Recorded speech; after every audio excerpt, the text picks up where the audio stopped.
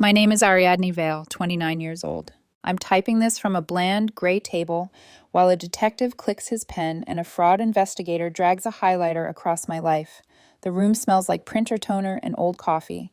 There's a tiny clock on the far wall that ticks just loudly enough to measure regret. Across from me, Detective Morrison, thick notebook, thinner patience, says, "Start from the beginning." Next to him, Janet from the fraud unit arranges a fan of statements like she's laying out cards for a fortune that's already come true. The beginning was 3 days ago at 10:42 a.m. when my phone chimed with a message from my ex-boyfriend, Victor Reyes, 27, who I haven't seen since we broke up 2 months ago. Victor: "Hey baby, just wanted you to know I maxed out all your cards. Every single one. Sue me if you want. I don't care. Consider it payment for wasting 2 years of my life. VA." I stared at the screen, the way you stare at a harmless-looking bottle after someone says, "Don't drink that. It's poison." My response was one word: okay. 3 seconds later: "Victor, that's it? Okay. Ari, you're such a pushover. Thanks for the shopping spree, loser." Here's what Victor didn't calculate. I work in IT security for a financial firm. I've spent years diagramming breaches, teaching analysts where the law ends and handcuffs begin. If this were a tabletop exercise, Victor just handed me intent, admission, and motive in writing. When Morrison asks what I did next, I say the truth. I logged in. Chase Sapphire, $12,800 in charges. Amex Gold, $9,600. Capital One, $7,200. Discover, $2,400. $32,000 evaporated in 72 hours. Line items marched down the statements like soldiers. Designer bags, jewelry, electronics, furniture, airfare, hotels. The banal choreography of a felony. I feel Janet's eyes on my face as I speak. She's measuring whether I'm the type who looks for monsters under the bed or the one who checks the door twice and keeps receipts. I am the second type. I called each card company. "Report fraud," I said, the words turning crisp in my mouth like fresh apples. When they asked if I knew who did it, I said, "Yes, my ex-boyfriend." He confessed via text. The pause on the other end always held a taste of disbelief, followed by a tiny pulse of enthusiasm. You could practically hear the compliance scripts shuffle themselves into place. What Victor also didn't calculate was how sloppy vengeance makes people. He had everything shipped to his new apartment. His name on the doorbell, his name on the packages. He booked hotels under Victor Reyes, tagged a geolocation on Instagram, and posted stories in a suit I could match to an Amex line item. Captions like, "Retail therapy, courtesy of my ex," and "When he thinks breaking up means I stop getting benefits." I screenshot everything, not just the images, the metadata, timestamps, IP logs. I built folders named with dates, file names with hashes. I backed it up locally, then to a secure drive, then to a place no one touches unless there's a subpoena. Morrison flips another page. "And the breakup 2 months ago. Why?" "Cheating," I say. "Victor and his CrossFit instructor. I know, cliché." The joke falls flat. Janet's highlighter squeaks across a number.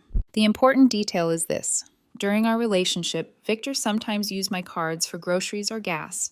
The information lived in his phone for convenience.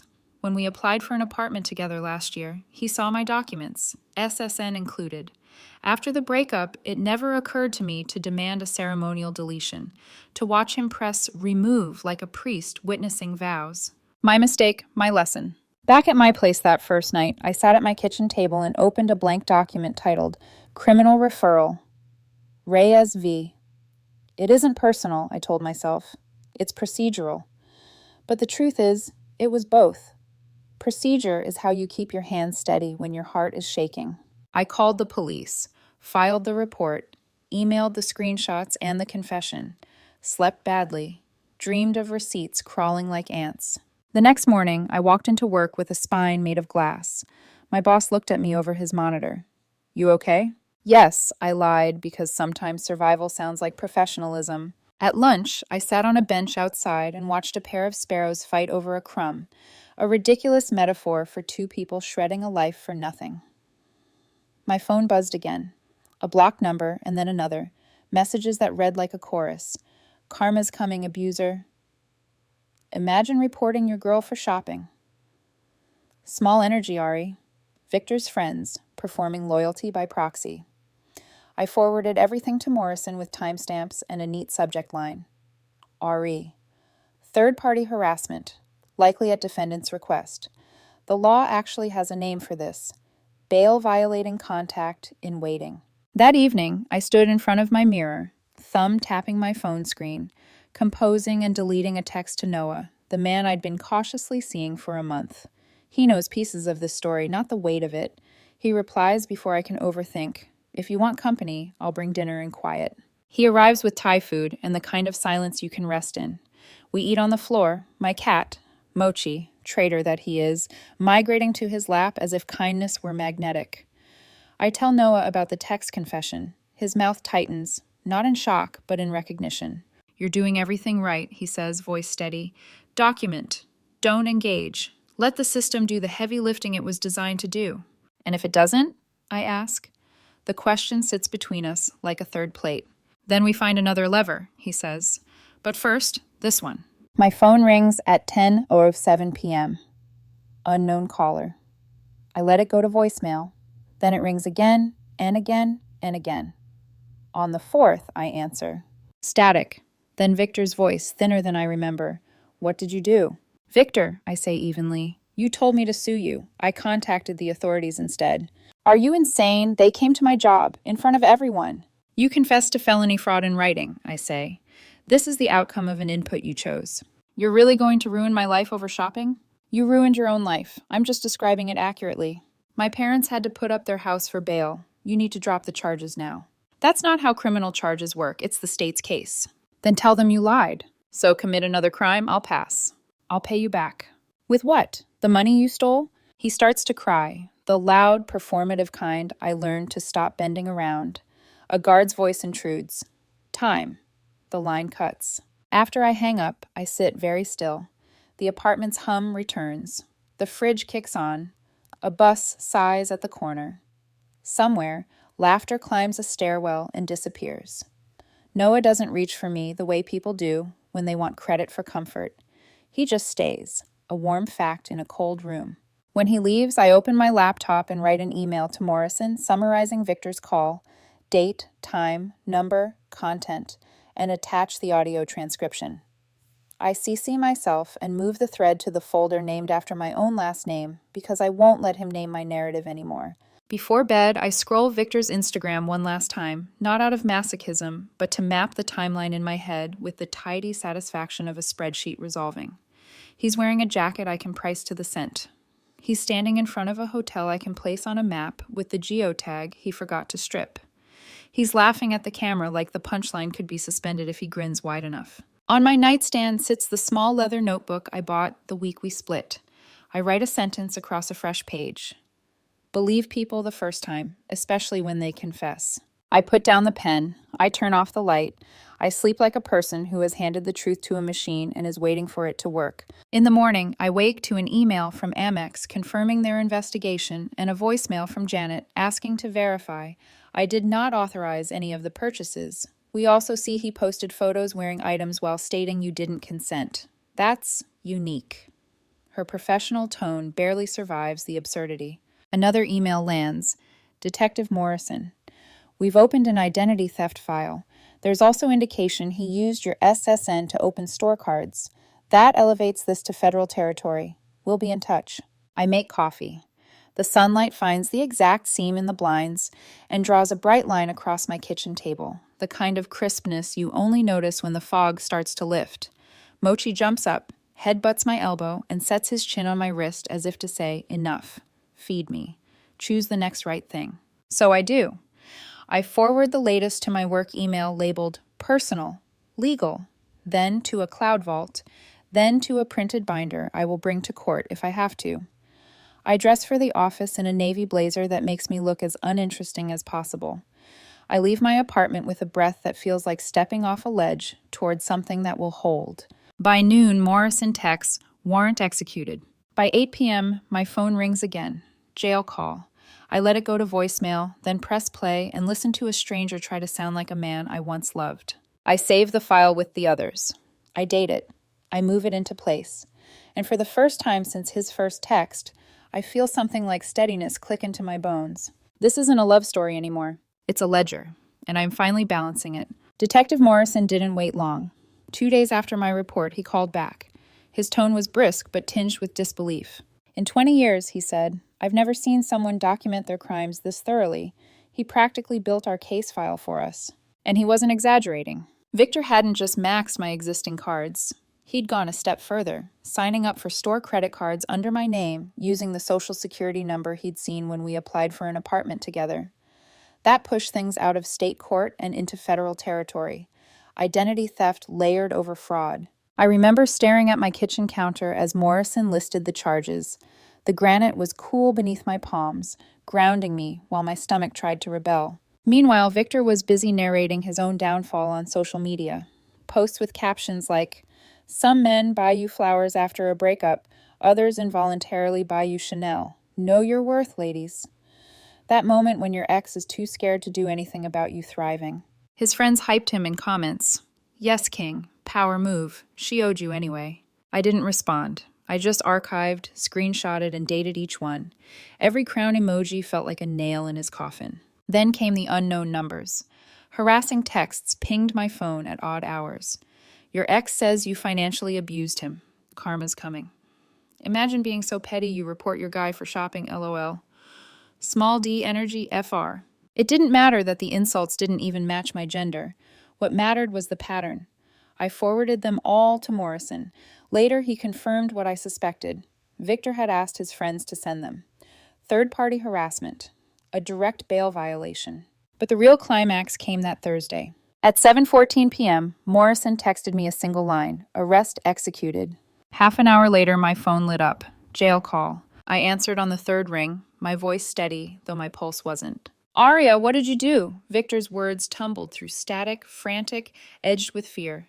"What you told me to," I said. "You asked me to sue you. I called the police instead." "This is insane. They arrested me at work, in front of everyone." "You committed fraud in writing," I reminded him. "What did you expect?" "I expected you to be a woman about it, not run to the cops like—" He cut himself off, seething.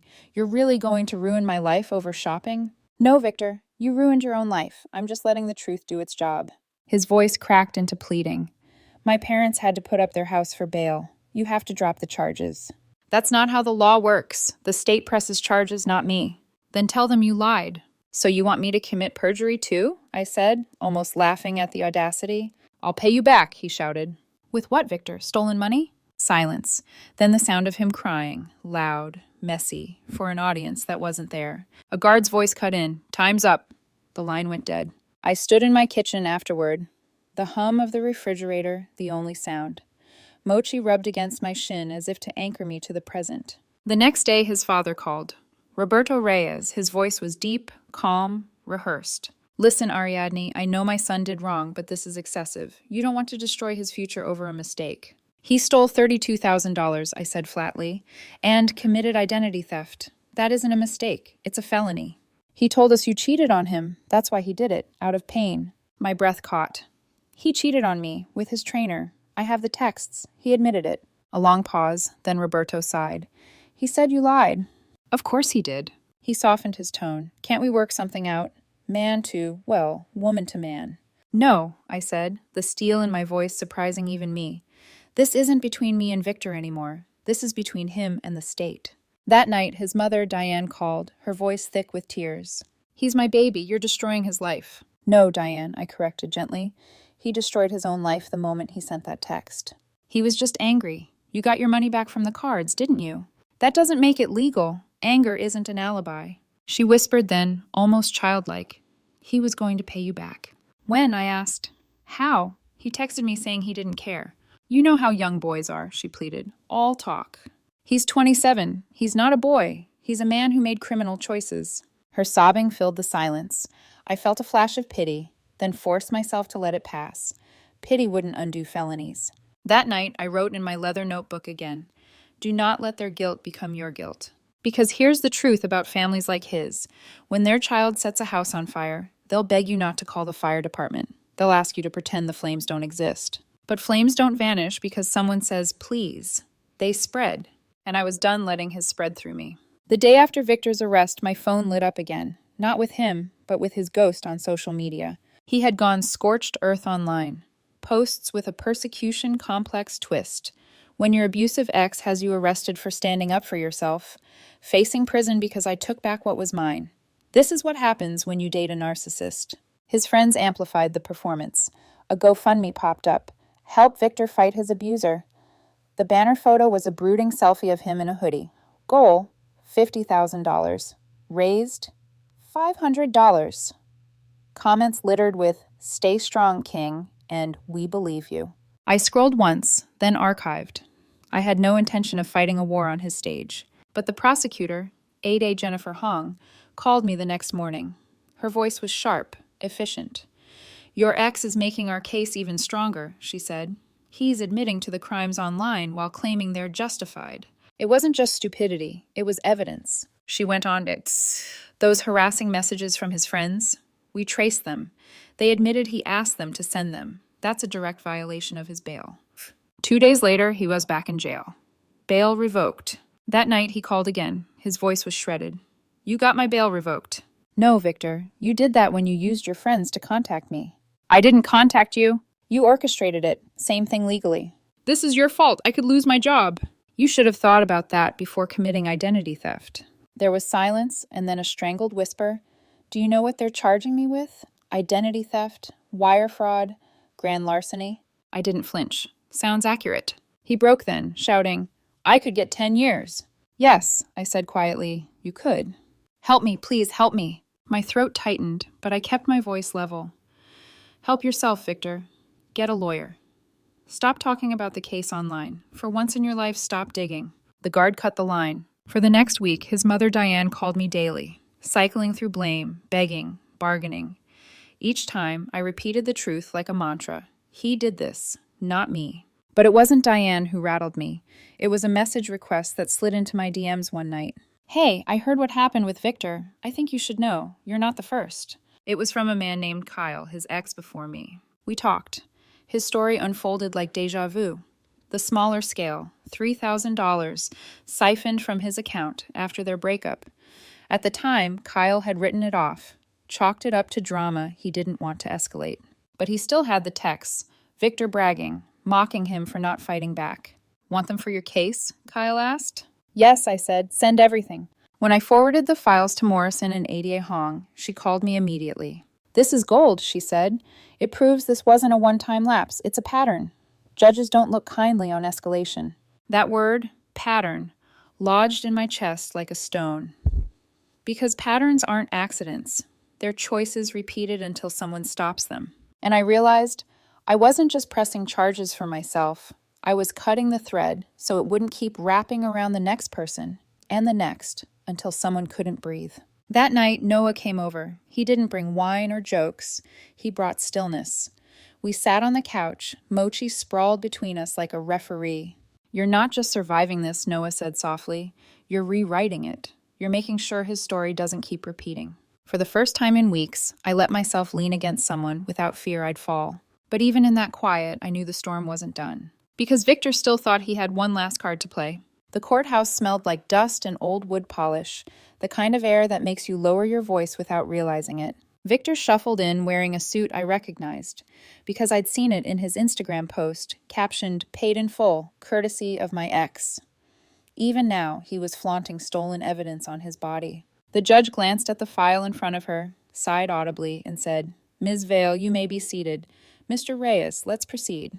The prosecution presented the basics, the text confession, screenshots of Instagram brags, receipts of purchases, shipping records to his new apartment.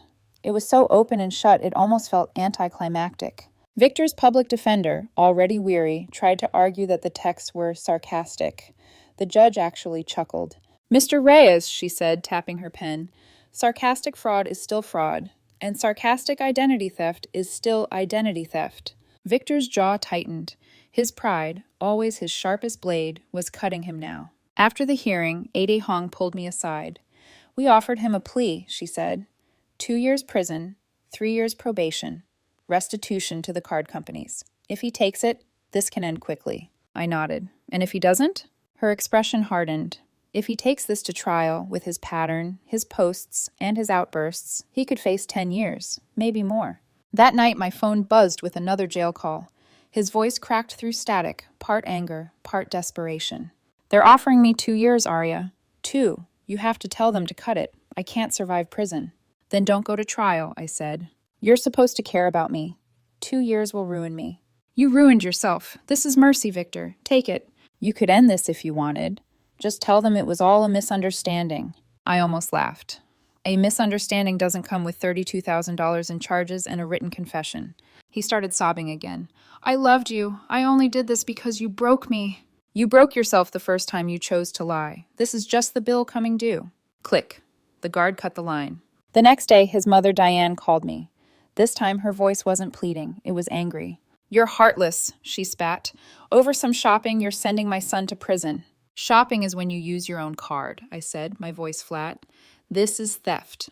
You got your money back, didn't you? What's the harm? The harm is the law, I answered. The harm is me losing sleep while he gloated online. The harm is every ex he'll keep doing this to if no one stops him. Her tone cracked. He was going to pay it back. When? After the Chanel haul? After the airline tickets? Or after the store cards he opened in my name? She hung up. For a moment, guilt twisted in my chest like barbed wire, but then I remembered Kyle's voice. You're not the first. Patterns only stop when someone draws a line. Later that week, Noah came over again. He found me staring at a stack of papers. The plea offer, the evidence, my notebook. You're carrying his weight, he said quietly. I don't want to, I whispered, but I feel like his parents are trying to dump it all on me. He placed a hand over mine. You didn't put him in this hole. You're just refusing to jump in after him. I nodded. But deep down, I knew. Victor would never accept 2 years. His pride wouldn't let him. He still believed he could charm his way out, that a jury would see a handsome man and excuse the crime. He was wrong, and I was going to watch his pride destroy him. Victor rejected the plea. Against his lawyer's advice, against A.D. Hong's warnings, against the weight of evidence already crushing him, he turned it down. His reasoning, according to a guard who overheard him, no jury will convict a good-looking guy for shopping with his ex's credit card. The arrogance was breathtaking. The trial lasted 3 days. 3 days of watching him sit at the defense table in another fraud purchase suit, smirking like he was auditioning for sympathy. The prosecution's evidence played out like a documentary of his own hubris. The text where he bragged about maxing my cards. The Instagram post flaunting gifts courtesy of my ex. Security footage of him sliding my cards across counters. Bank records mapping every purchase across 3 days. Testimony from 5 of his friends admitting under subpoena that he'd asked them to harass me. And finally, Kyle's old text proving this wasn't the first time. His defense strategy? Paint me as bitter, vengeful. Try to reframe felonies as a lover's quarrel. But the nail in his coffin was Victor himself. He insisted on testifying. Did you send this text confessing to maxing Ms. Vale's credit cards? The prosecutor asked, pointing to the oversized exhibit on screen. Victor leaned back, smug. Yeah, but it was a joke. A joke that included $32,000 in charges? He shrugged. She owed me. Emotional damages, time wasted, pain and suffering. The prosecutor's eyebrow lifted. Are you a court, Mr. Reyes? Do you get to decide compensation for yourself? Victor smirked. I just took what was fair. The jury didn't smirk. When I took the stand, I kept my voice steady. This wasn't about love. This was about control. He thought he could burn my life down and walk away. He thought I'd stay quiet. At one point, when I described the harassment text, Victor burst out, liar. The judge banged her gavel and threatened contempt. His lawyer buried his head in his hands. The jury deliberated for 2 hours. Guilty on all counts. 4 counts of identity theft, 3 counts of wire fraud, 2 counts of grand larceny, 1 count of harassment. Sentencing came 2 weeks later. The same judge from the preliminary hearing peered down at him with a gaze sharp enough to cut marble. Mr. Reyes, she said, you were offered a generous plea deal. You rejected it, showed 0 remorse, and committed perjury on the stand. You wasted the court's time and attempted to manipulate this process as you manipulated those around you. She paused, then delivered the hammer. I sentence you to 5 years in state prison, followed by 5 years probation. You will pay full restitution to all financial institutions involved. Victor's face drained. His mother sobbed. His father stared straight ahead like stone. When the gavel fell, Victor collapsed in his chair, a man who had finally met something he couldn't charm or cheat. I didn't cheer, I didn't smile, I just exhaled, an exhale I'd been holding for months. In the weeks after, his mugshot spread online, shared in alumni groups and meme pages. Someone captioned it, "When you think sarcasm makes fraud legal." He became a cautionary tale, a punchline. But I didn't care about memes. I cared about silence. My apartment stayed quiet at night. My inbox stayed clear. My phone buzzed only with normal things. Work updates, Noah asking if I wanted dinner, my mom sending photos of her garden. One morning, Ada Hong called to confirm restitution paperwork had been finalized. "You did well," she said. "Most people don't hold the line. You did." After I hung up, I poured coffee, sat by the window, and watched sunlight spill across the table. Mochi stretched across my keyboard, claiming it like he always did. Noah slid into the chair opposite me, hair messy, smile soft. "You okay?" he asked. "Yes," I said, "finally." Because here's what I learned. When someone confesses their crime, believe them. When someone shows you who they are, believe that too. The first time, not the 10th, not the 100th, the first. And believe in yourself enough to act on it. That's not vengeance, that's survival.